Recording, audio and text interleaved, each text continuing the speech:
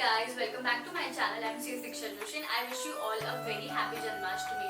जब भी हम कृष्ण भगवान को याद करते हैं तो हमेशा हमारे दिमाग में जो एक पिक्चर आती है वो होती है एक नटखट कृष्णा की, जिसमें वो माखन चुराते हैं, गोपियों के साथ रास रचाते हैं। पर कृष्ण भगवान का एक और अलग भी रूप है जिससे हमें कई सारी चीजें सीखने को मिल सकती है। तो आज इस जन्माष्टमी के पर्व पर हम लोग यही बात को करने वाले हैं कि हम कृष्ण भगवान की लाइफ से क्या क्या सीख सकते हैं। The first thing is be calm and composed. Krishna भगवान की लाइफ में कई सारे कॉम्प्लिकेशंस है। उनकी लाइफ में कभी भी कोई चीज परमानेंट नहीं रही। उनकी लाइफ में इतनी सारी चीजें छूटती गई। सबसे पहले उनके माँ बाप छूटे, फिर उनसे यशोदा और नंद जी छूटे, उसके बाद राधा भी छूटी, उनके दोस्त छूटे, मथुरा छूटा, वृंदावन छूटा और कई सारी चीजें छूटी। बट फिर भी एक चीज जो उनके पास हमेशा थी वो थी उनकी स्माइल। इतने एडवर्स सिचुएशंस में भी उनकी स्माइल कभी नहीं छूटी। तो हमें भी उनसे ये चीज सीखना चाहिए और हमें हमेशा काम और कंपोज रहना चाहिए। Second thing is importance of Karma. Shri Krishna ने कर्मा पर बहुत फोकस डाला है और उनके हिसाब से कर्मा आपकी लाइफ में बहुत इंपॉर्टेंट होते हैं और वो ये डिफाइन करते हैं कि आपके साथ क्या होगा, कैसे चीजें होंगी।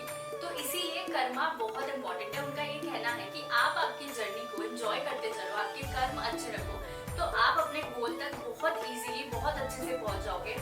हो सकता है आपकी लाइफ में कई बार बीच में ऐसे मोमेंट्स आएंगे कि उस टाइम पे आपको लगेगा कि यार हम तो सबके साथ अच्छा कर रहे हैं पर हमारे साथ लोग ऐसा क्यों कर रहे हैं। बट हमें नहीं पता कि उन लोगों की लाइफ में क्या हो रहा है या क्या नहीं हो रहा है, क्योंकि कर्मा कभी भी किसी का एड्रेस नहीं भूलता है। हो सकता है कि आज उनको रियलाइज नहीं हो रहा है, उनका सब कुछ सेटल चल रहा है, पर यू नेवर नो कि अगले ही मोमेंट में क्या होने वाला है। तो कर्मा कभी भी किसी का एड्रेस नहीं भूलता है। आप सिर्फ आपके कर्मों पे फोकस करो, आप अपने कर्मा को अच्छा करो, बाकी सब कुछ भगवान पे छोड़ दो, वो देख लेंगे।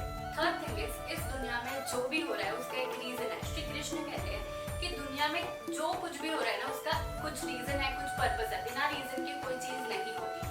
कई बार हमें लगता है कि यार हमारे साथ ही ऐसा क्यों होता है, या फिर हमारी लाइफ में इतनी प्रॉब्लम्स क्यों है, हमारे साथ ही ऐसी चीजें क्यों हो रही है, पर ऐसा नहीं होता है। जैसे कि हमारे पेरेंट्स कभी हमारा बुरा नहीं चाहते, वैसे ही भगवान ने पूरी दुनिया बनाई है, हम सब उनके बच्चे हैं, तो वो कभी नहीं चाहेंगे कि हमारे साथ कुछ बुरा हो। अगर हमारी लाइफ में कोई ऐसी सिचुएशन आ रही है तो उसका मतलब ये है कि हमें वो उस सिचुएशन से कुछ ना कुछ सिखाना चाहते हैं। तो हमें ऐसे टाइम पर उस सिचुएशन से कुछ ना कुछ सीखना चाहिए। कुछ ना, हर सिचुएशन में, हर प्रॉब्लम में कुछ ना कुछ एक लर्निंग छुपी होती है जो कि हमारे भले के लिए होती है। तो जब भी हमारी लाइफ में ऐसी कोई सिचुएशन आती है, हमको लाइफ को कोसने की बजाय ये सोचना चाहिए कि यार इसका कुछ रीजन है, इसकी कोई वजह है। तो इसीलिए ये होता है।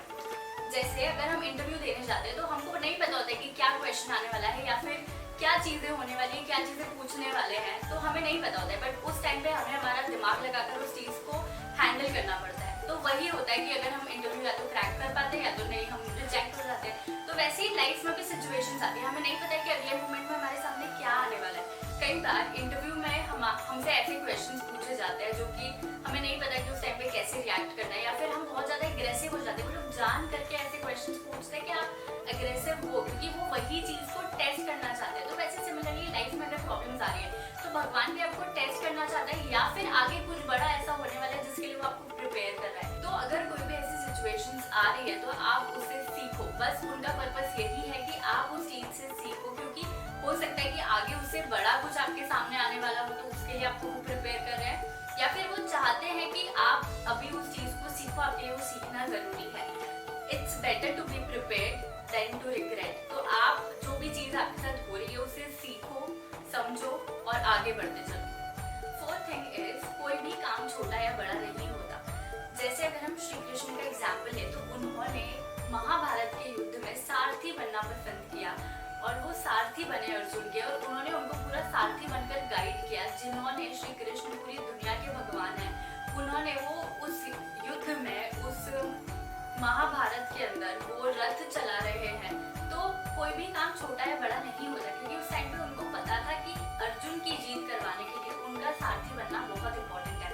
तो इसलिए ये सब कुछ हुआ। तो सिमिलरली ऐसे अलग अलग लोग होते हैं जो अलग अलग काम कर रहे होते हैं, तो हमको सबकी रिस्पेक्ट करना चाहिए। क्योंकि I belong from a cleanest city of India, तो वहाँ पर यार लोग क्या बोलते हैं, जैसे कोई कचरा लेने आते हैं जो, उनको बोलते हैं कि कचरे वाला आ गया। नहीं यार, कचरा तो हम कर रहे हैं, वो तो साफ कर रहे हैं, वो सफाई करनी है। तो अगर हम उनको उस नजरों से देखेंगे कचरा तो हम कर रहे हैं, तो हम कचरे वाला है। और उन्हीं की मदद से आज हमारी जो इंदौर सिटी है वो 5 बार क्लीनेस्ट सिटी ऑफ इंडिया का अवार्ड जीत चुकी है। और ये बहुत बड़ी बात है और लोगों की बहुत मेहनत है और उनके बिना ये चीज नहीं हो पाती। सिमिलरली अगर हम हमारे घर का एग्जाम्पल, हमारी मम्मी, हो सकता है आप में से कई लोगों की मम्मी हाउसवाइफ हो और हम सोचते हैं कि यार आप करते ही क्या हो, पर वो अगर 2 दिन बीमार हो जाती है ना तो हम लोगों के सारे काम रुक जाते हैं और हम लोगों को उनकी वैल्यू पता चल जाती है कि नहीं यार उनके बिना घर तो नहीं चल सकता। तो वैसे ही सारे तरह के काम बहुत इंपॉर्टेंट है। आप ये मत देखो कि कोई और इंसान क्या कर रहा है तो मुझे भी उसके पीछे भागना है, नहीं। आपके अंदर कोई और क्वालिटीज होगी, आपके अंदर कोई और एबिलिटीज होगी, आप उस पर वर्क करो, आप उस पर फोकस करो, किसी और के पीछे मत भागो, क्योंकि सारे काम बहुत इंपॉर्टेंट है। First thing is be a true friend. आजकल पता है क्या हो गया है कि फ्रेंडशिप में भी जेलिसी हो गई है, कंपैरिजन हो गया है, कंपटीशन हो गया है और क्या नहीं।